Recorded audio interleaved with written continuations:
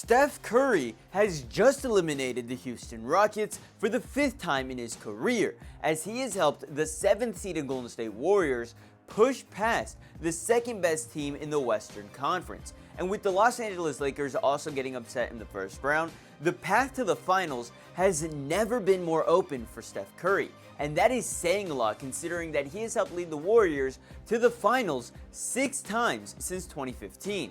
And if the Warriors are able to walk away as champions by the end of this season, then it's about damn time we start talking about Curry in the GOAT conversation, with the likes of a Kareem Abdul-Jabbar, LeBron James, and Michael Jordan. Now, many still argue that Curry isn't even the best point guard of all time, and that is unequivocally false. I mean no offense to Magic Johnson when I say that. He was, and always will be, truly one of a kind. No one will ever be able to play the game of basketball the way that Magic did. And if you were to throw him in any era in the NBA's history, including modern day, not only would he be a superstar, but he would have an unimaginable amount of success. And I know that without his legendary rivalry with Larry Bird in the 80s, then the NBA would have already collapsed in on itself. He gave a platform for guys like Michael Jordan and Kobe Bryant to shine.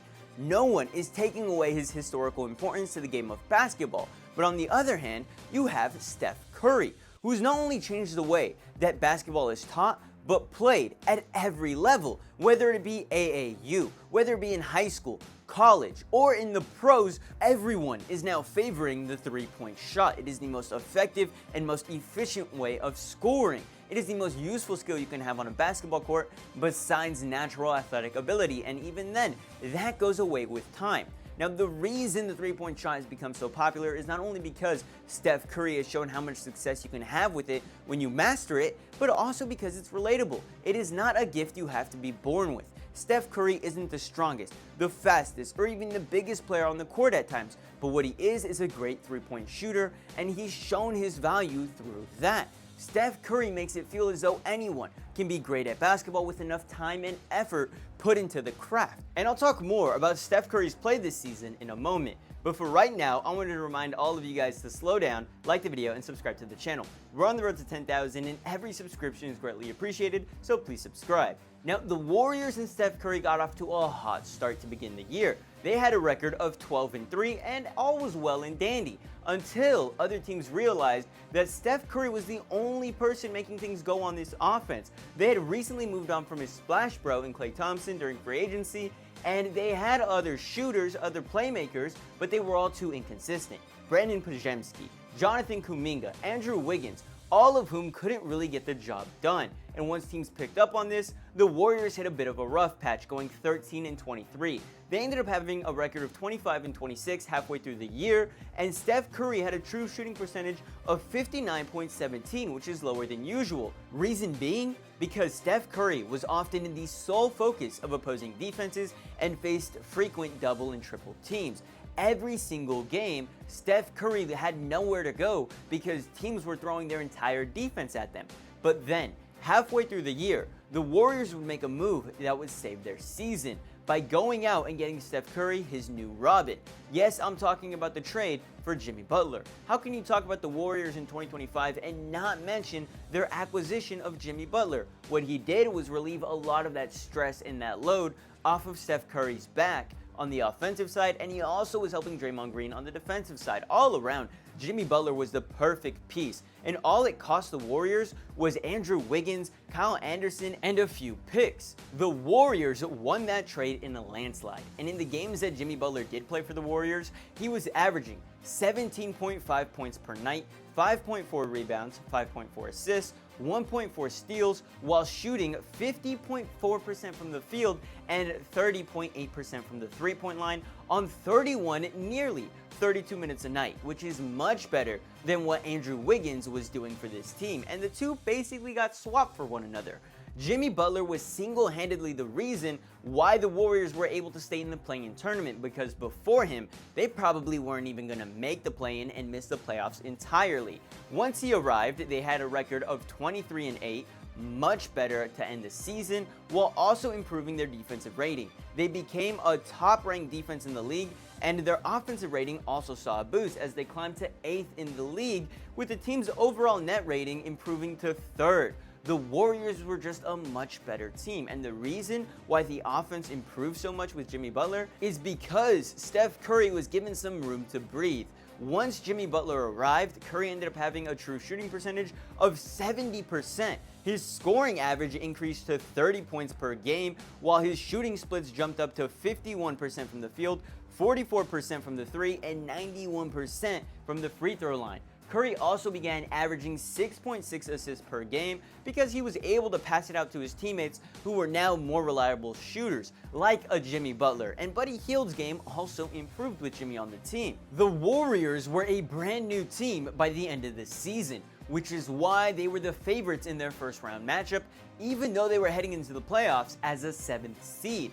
And I'm not being hyperbolic when I say this, but the Warriors were arguably a top 3 team in a stacked Western Conference by the end of the regular season. You just didn't want that smoke. And so heading into game 1, well, Steph Curry does his Steph Curry things and shows up in the playoffs where it matters most. He ends up having 31 points against the Houston Rockets and was a big reason why they won the game so convincingly, because he played 40 minutes, he had his 6 rebounds, his 3 assists, his 1 steal, while shooting 12 for 19 from the field, 5 for 9 from the 3-point line. He did his part and the rest of the Warriors followed suit. Game 2, we don't talk about Game 2. Why? Because it was a Jalen Green masterclass. I don't know what Jalen Green was on, but that didn't happen for the rest of the series. Honestly, a fluke game. And in Game 3, Steph Curry decided to bless us, the audience, with another one of his historic playoff performances. This was by far his best game of the series. He ended up having 36 points, 7 rebounds, 9 assists, shot 7 for 8 from the free throw line, and while he did only make half his shots from the field this game, it felt like he wasn't missing. He played 41 minutes, and that's why the Warriors ended up winning by 11 points. They ended up taking a 2-1 series lead, a series lead in which they wouldn't forfeit for the rest of it.